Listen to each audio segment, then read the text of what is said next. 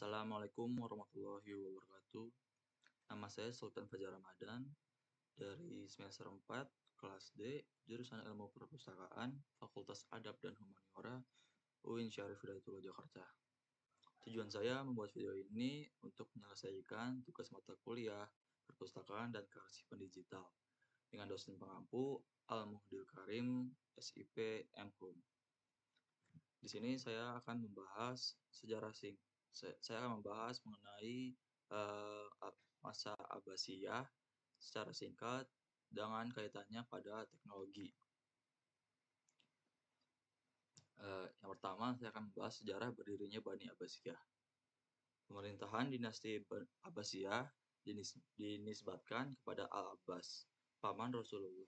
Sementara khalifah pertama dari pemerintahan ini adalah Abdullah As-Saffah bin Muhammad bin Abdul Muthalib pada tahun 132 Hijriah atau 750 Masehi oleh Abdul Abbas As-Saffah dan sekaligus sebagai khalifah pertama selama 5 abad dari tahun 132 hingga 656 Hijriah atau 750 Masehi hingga 1258 Masehi.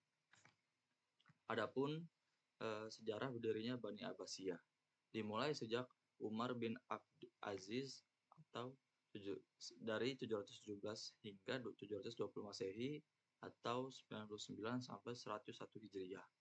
Khalifah ke-8 dari Bani Umayyah naik tahta, muncul gerakan oposisi yang hendak menumbangkan Bani tersebut, yang dipimpin oleh Ali bin Abdullah, cucu Abbas bin Abdul Muthalib, paman Nabi dari kelompok Sunni.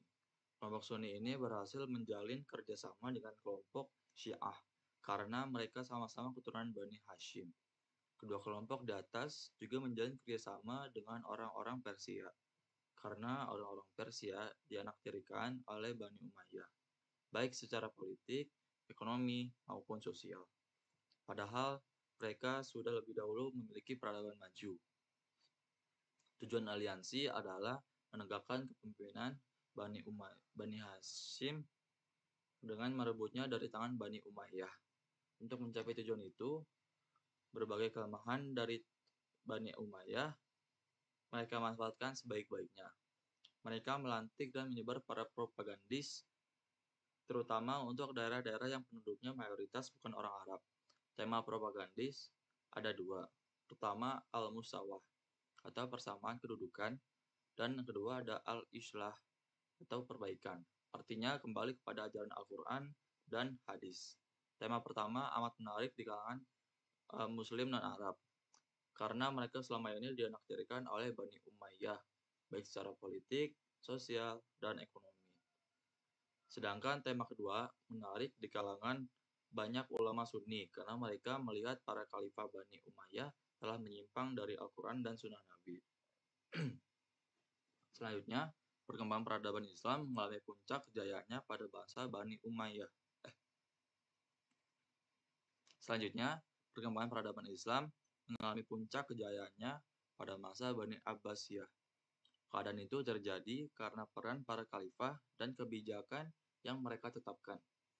Adapun para khalifah Bani Abbasiyah yang berjumlah 37 orang, yang diantaranya adalah ada Abu Abbas As-Saffah, ada Abu Ja'far Al-Mansur, ada Al-Mahdi bin Al-Mansur, ada Abu Musa Al-Hadi, ada Harun Al-Rashid, ada Muhammad Al-Amin, ada Abdullah Al-Makmum, ada Al-Muqtasim, Al-Wastik, selanjutnya ada Al-Mutawakkil, ada Al-Muntasir, ada Musta'in, Al-Mu'taz, ada Al-Muhtadi, ada Al-Mu'tamid, ada Al-Mu'tadid, ada Al-Muqtafi, ada Al-Muqtadir, ada Al-Qahir, ada Al-Rodi, ada Al-Muttaqi, ada Al-Mustafi, ada Al-Muti, ada Al-Ta'i, ada Al-Qadir, ada Al-Qaim, ada Al-Muqtadir, selanjutnya ada Al-Mustadir, Al-Mustarsyid, Ar-Rashdi,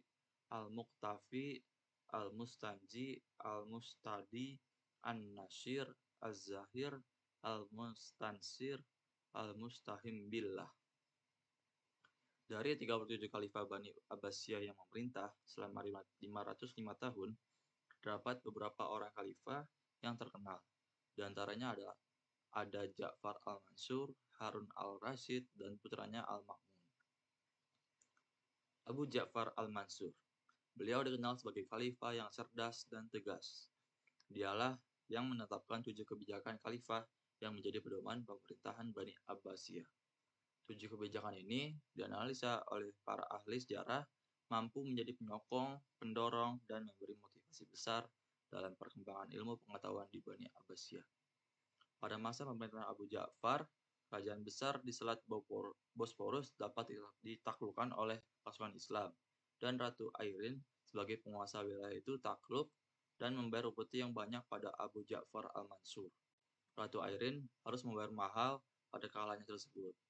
Ratu Airin harus menjual beberapa gereja hanya untuk mendapatkan emas untuk bayar kepada Khalifah Abu Ja'far, ulama besar Ibnu Abu Ja'far. Ulama besar Ibnu Tabatiba menceritakan kehidupan Al-Mansur. Al-Mansur seorang raja yang agung, tegas, dan bijaksana. Alim, berpikir cerdas, pemerintahnya rapi, amat sangat disegani oleh rakyat, dan baik budi pekertinya. Ibnu Tabati mengutip kata-kata Yazid bin Umara bin Hubairah mengenai Al-Mansur. Aku tidak pernah menjumpai seseorang laki-laki di masa perang atau di masa damai yang siap siaga, lebih bijak dan sadar daripada Al-Mansur. Selanjutnya ada Harun al-Rasyid. Lahir di kota kecil Rayyi pada tahun 145 Hijriah atau 767 Masehi. Ibunya seorang hamba. Ayahandanya adalah Al-Mahdi Khalifah ketiga Abbasiyah yang memerintah selama 10 tahun. Harun adalah seorang khalifah yang paling dihormati, alim, dan sangat dimuliakan sepanjang usia menjadi khalifah. Pada waktu melaksanakan ibadah haji, beliau bersembahyang 100 rakaat setiap hari dan pergi menunaikan ibadah haji dengan berjalan kaki. Semua perbuatannya, terutama di dalam bersedekah, sama dengan Al-Mansur. Beliau sangat rahim dan pemurah berhubungan dengan harta benda yang dimilikinya. Pemerintahan Khalifah Harun al-Rasyid adalah puncak keemasan Bani Abbasiyah.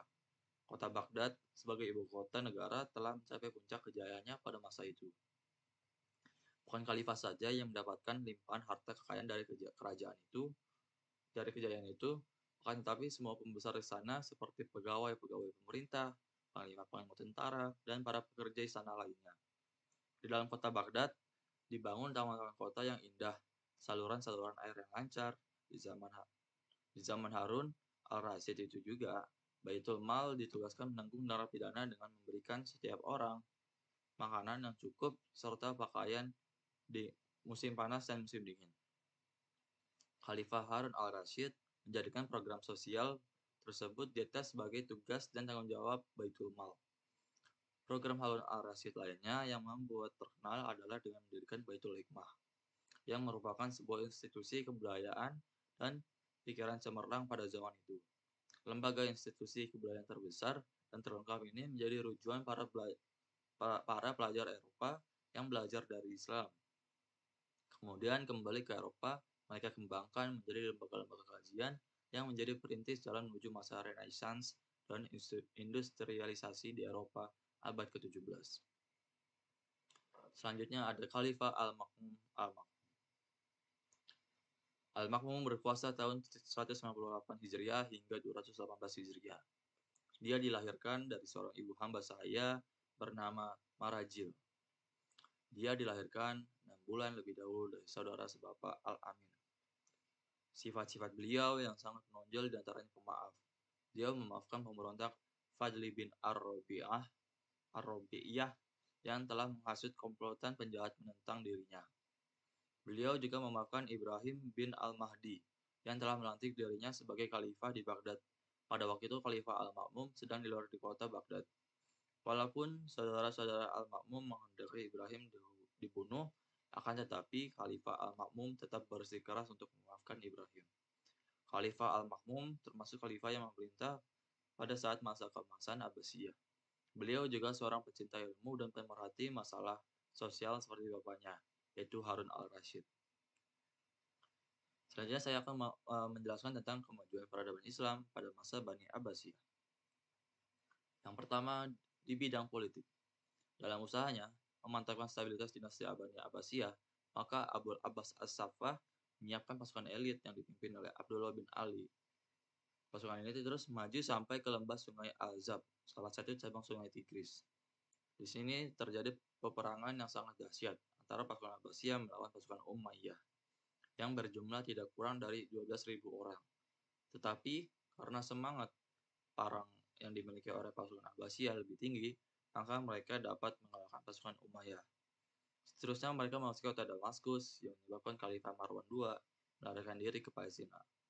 Tetapi pengajaran terhadap Marwan II terus dilakukan dan akhirnya Marwan II wafat di kota Mesir 7 bulan setelah kekalahannya pada perang di lembah Sungai Al-Zab.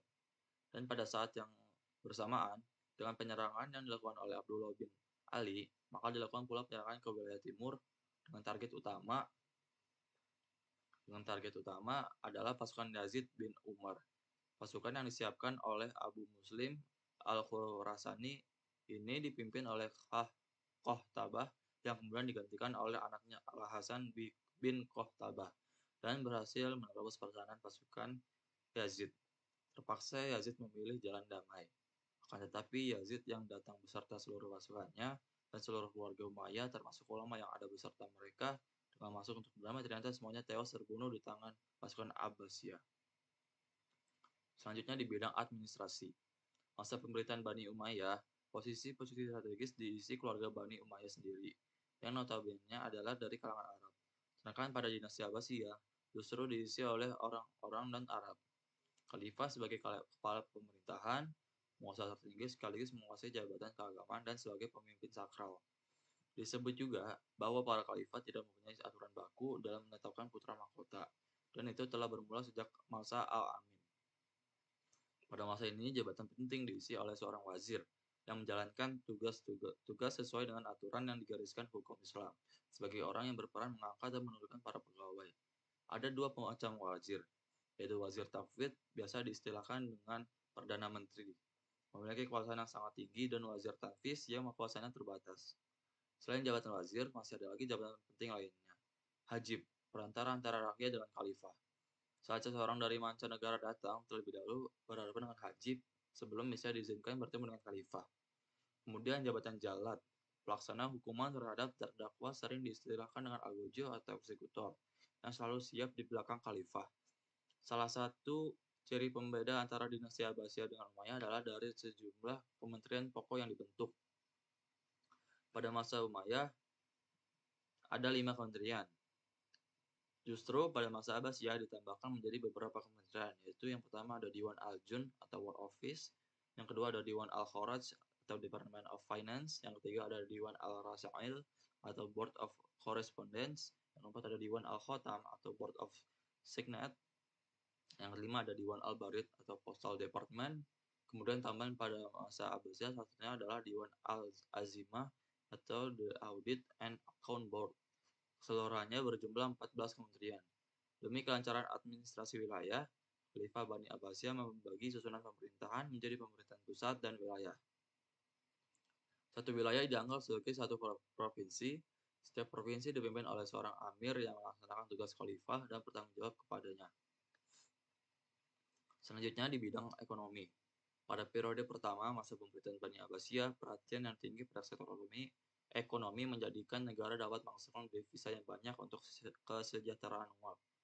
Tercatat dalam sejarah bahwa pendapatan negara pada Khalifah Harun al-Rasyid mencapai 272 juta dirham, 4 juta dinar per tahun. Prestasi ini pada dinasti Bani Abbasiyah merupakan puncak kemajuan di bidang ekonomi.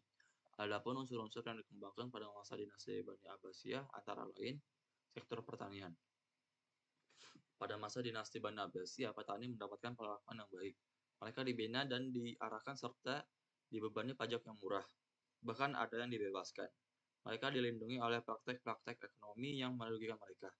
Serta transportasi diperbaiki guna kelancaran distribusi hasil pertanian kepada masyarakat, bahkan lahan pertanian diperluas. Selanjutnya di bidang perindustrian. Bidang industri juga mendapat perhatian pemerintah Bani Abbasiyah. Ada beberapa faktor yang mendukung kemajuan sektor industri ini antara lain adanya potensi alam berupa barang tambang seperti perak, tembaga, biji besi, dan lain-lain, serta hasil pertanian sebagai bahan baku industri. Selain itu juga adanya usaha alih teknologi industri. Misalnya apa yang dilakukan tawanan oleh serdadu Cina yang dikalahkan dalam pertempuran di Asia Tengah pada 751 Hijriah. Khalifah mengadakan alih teknologi perindustrian terutama industri kertas. Dari sinilah kemudian muncul kota-kota industri dengan beraneka ragam hasil industrinya. Selanjutnya di bidang perdagangan. Pada sektor ini juga mengalami kemajuan yang sangat pesat, mengimbangi dua sektor yang ada di atas. Ibu kota pemerintahan Abbasiyah yaitu Baghdad menjadi pusat perniagaan atau perdagangan saat itu serta sebagai kota transit yang menghubungkan lalu lintas perdagangan antara barat dan timur jauh. Serta di Baghdad juga dibangun kantor perwakilan perdagangan India dan Cina. Selanjutnya setelah di bidang ekonomi, ada bidang sosial. Masyarakat pada masa Abbasiyah, gengsi kearapan bangsa Arab sudah luntur, berubah menjadi masyarakat majemuk.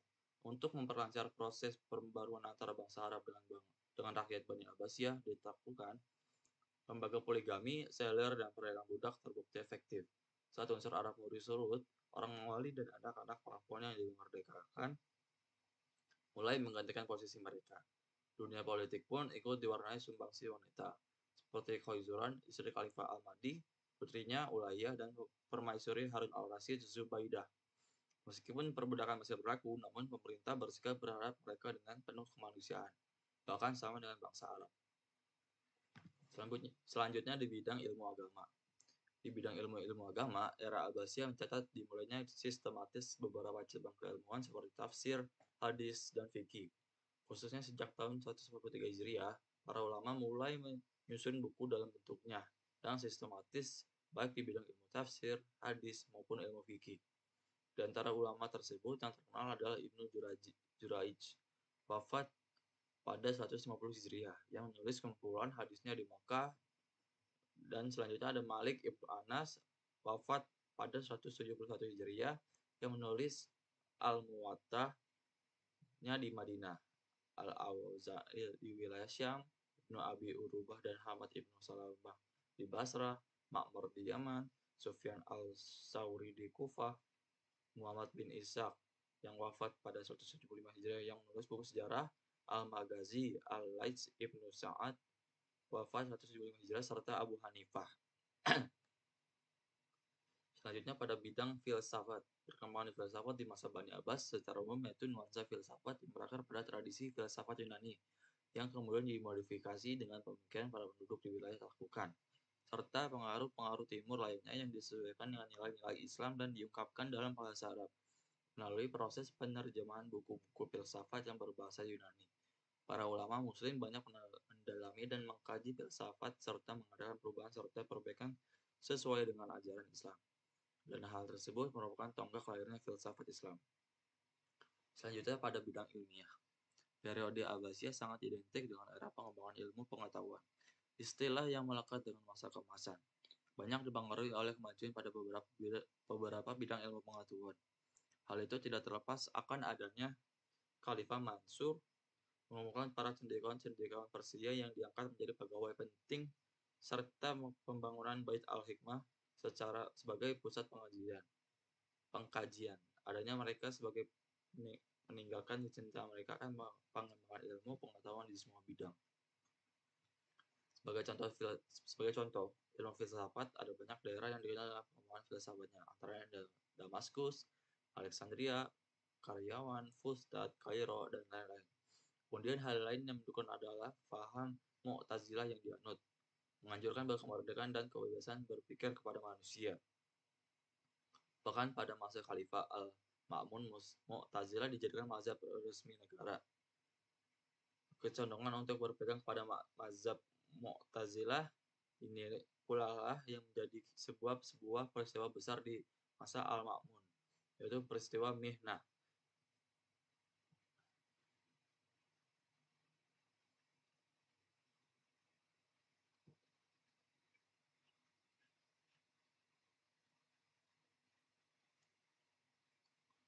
Gerakan yang merupakan kebijakan Al-Ma'mun untuk meneliti keyakinan para pejabat negara maupun ulama. Dekret Khalifah mengatakan bahwa setiap pejabat yang tidak sependapat akan dipecat dari jabatannya. Sedangkan ulama yang tetap mempertahankan pemahamannya yang berbeda dengan Mu'tazilah akan disiksa. Itulah kemudian yang menimpa Imam Ahmad Ibnu Hanbal. Sisi lain yang lebih menonjolkan perkembangan ilmu pengetahuan masa Abbasiyah adalah pribadi para khalifah. Dari beberapa banyak khalifah memang ada beberapa orang yang terkenal kutu buku. Di antaranya ada Al-Mansur, Harun, dan Al-Ma'mun. Memang dikenal kutu buku dan cinta ilmu pengetahuan.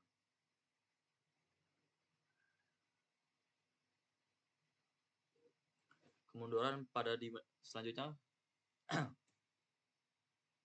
saya akan membahas tentang kemunduran dinasti Abbasiyah. Faktor pertama adalah dalam faktor internal. Dinasti Abbasiyah mendapatkan tekanan dari orang-orang Turki karena orang-orang Turki mulai merasa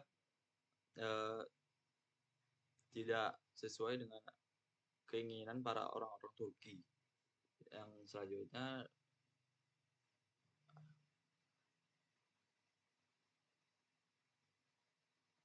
pada faktor eksternal. Faktor eksternal yaitu adalah diserangnya oleh bangsa Mongol dan mengalami kemunduran karena dibakarnya Baitul Hikmah dan mengambil bagian-bagian penting dalam Baitul Hikmah atau informasi-informasi penting dalam Baitul Hikmah. Maka kemudian dinasti Abbasiyah tidak terhindarkan. Sekian dari saya, kurang lebihnya mohon maaf. Wassalamualaikum warahmatullahi wabarakatuh.